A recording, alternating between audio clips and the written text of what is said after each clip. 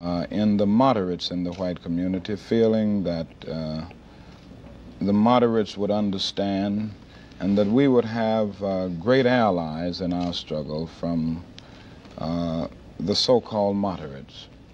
But in recent years, I've come to see that these are often the people who stand in the way of progress because they are committed only in a lukewarm manner.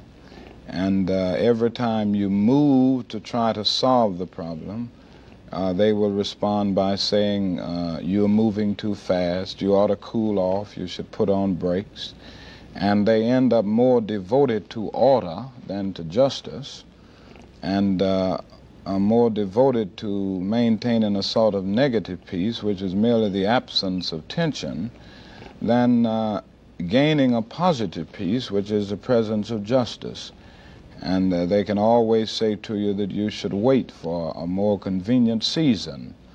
And I've come to see that these are the people that often stand in the way because they get close enough to you to at least discuss your plans, and they become friendly enough to talk with you. You at least have dialogue with them, but they want to stand in the way of every move forward. Yo, what's good, people? We back.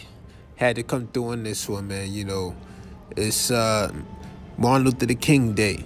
Martin Luther King Day, you know, I want to see what the other side comes out with today. It's going to be something, right? Because 2027 is the year that the FBI is going to, well, the FBI, I don't know who or whoever got the files, right? They're going to open that folder to the public. And, you know, the public, from what I'm hearing, the folder is rated obscene. So I don't know what they really got in there, but, you know, they did a lot of digging and a lot of infiltrating and a lot of violating on the king. So, you know, for this Martin Luther King Day, right, I wanna talk about these horrible movies that they have made about Martin Luther King and what it takes to make a real movie about Martin Luther King, because that movie Selma was horrible, dog.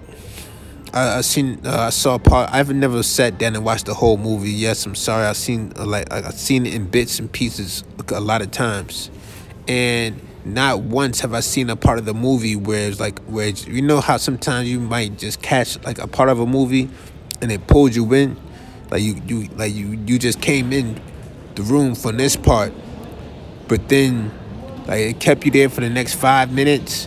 Then next time you're like, man, I'm gonna go watch this on my own. Never once did Selma do that. Selma had, had an agenda. They had an agenda to make you believe, what's going on today is any way comparable to what's going on. And from what I'm in, also I know now that National Geographic is going to be putting out a movie for Martin Luther King and Malcolm X, like based off a docu-series. And I'm just I'm trying to think about how I'm gonna rate how horrible it's going to be, because it's going to be nothing but horrible. Because the thing is now what they use in Martin Luther King and Malcolm X for now is for immigrants. They're introducing immigrants to Martin Luther King and Malcolm X. Because they may have known of Martin Luther King in their village or something like that where they come from. They may have known of Malcolm X where they come from in their village, but they don't really know. So now they're going to rewrite the story with all these agendas attached to it. They're going to be making up a bunch of lies. So now when you see a Malcolm X movie, they're going to be lying to you, making it seem like he was half white, and well, technically he was, but back in those days it wasn't like she was an accepted white person. She was she had been outcasted from the white community a long time ago, which is why she got the treatment she did. But they're going to make it seem like Malcolm X used to spend the summers with his white grandfather. They're gonna make it seem like Malcolm X had white uncles. You know what I'm saying? And they're gonna make it seem like Malcolm X had white uncles, and the way that he spoke during the Nation of Islam was because of how his white uncles treated him. That's how far and nasty and deep and nasty that they're gonna go with these agendas that they got. With Martin Luther King, they're gonna make Martin Luther King seem like he was a full-fledged coon. You know what I'm saying? They're gonna make Martin Luther King seem like he was a, you know, I don't know. I don't know how they're gonna end. Like, they're gonna make it seem like him and Bayard Rustin was best friends. You know what I'm saying? They'll make you believe Martin Luther King and Bayard Rustin were homies and used to go out for dinner and everything like that. And Martin Luther King used to watch. He used to introduce men to Bayard Rustin and shit like that. That's what they're really gonna do. Trust me, when they're rewriting these stories about Martin Luther King and Malcolm X, it's not for them, not for the immigrants to get a real understanding of who they were and what they meant.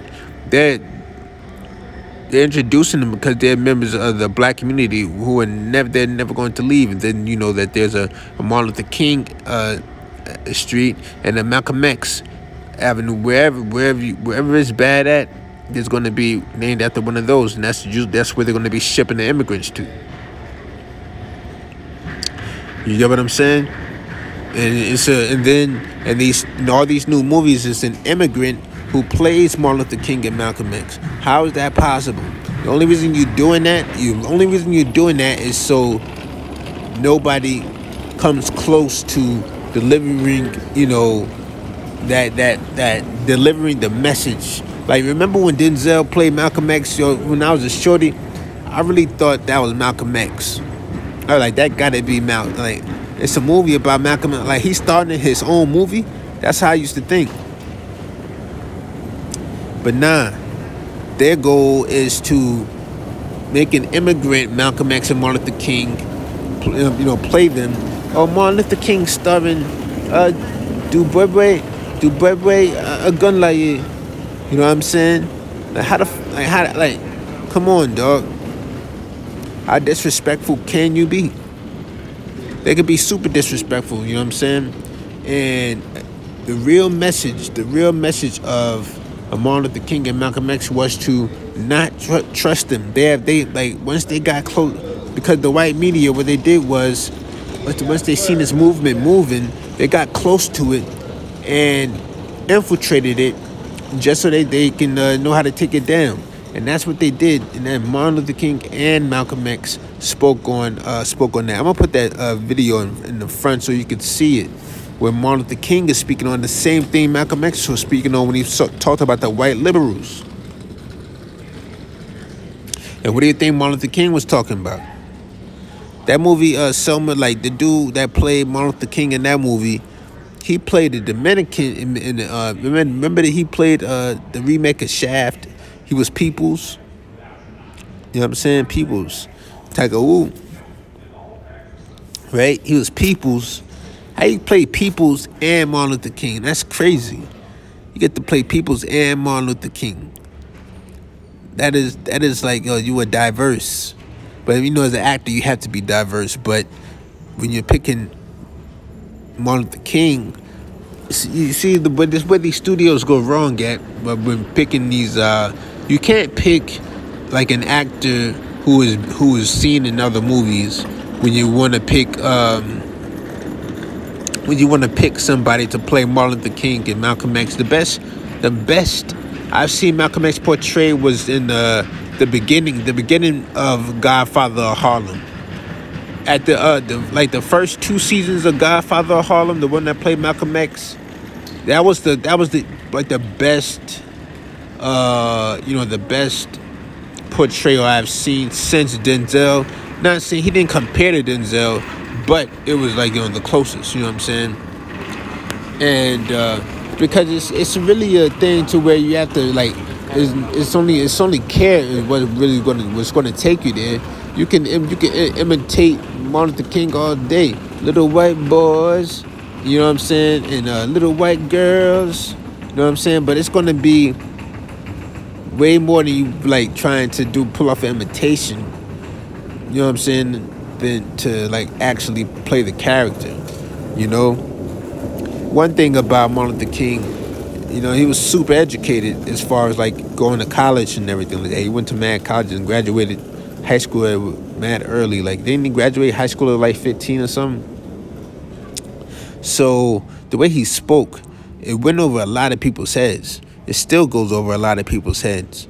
But that's why I put that video in the front, so that when you see it, you realize, like, okay, that his talk was going way over people's heads at that time. It's still going over way people's heads now. So, you know, but I want to make that known that, you know, on Martin Luther King Day, these new movies and docuseries and everything like that, it's nothing but disrespect to you that actually know the story, and it's only a promotion, and they're only promoting it so that immigrants know who this story is, because that's where they're going to be shipping. They're going to be getting shipped to that part of town. You get what I'm saying? So I'm gonna go and get out of here on this one, man.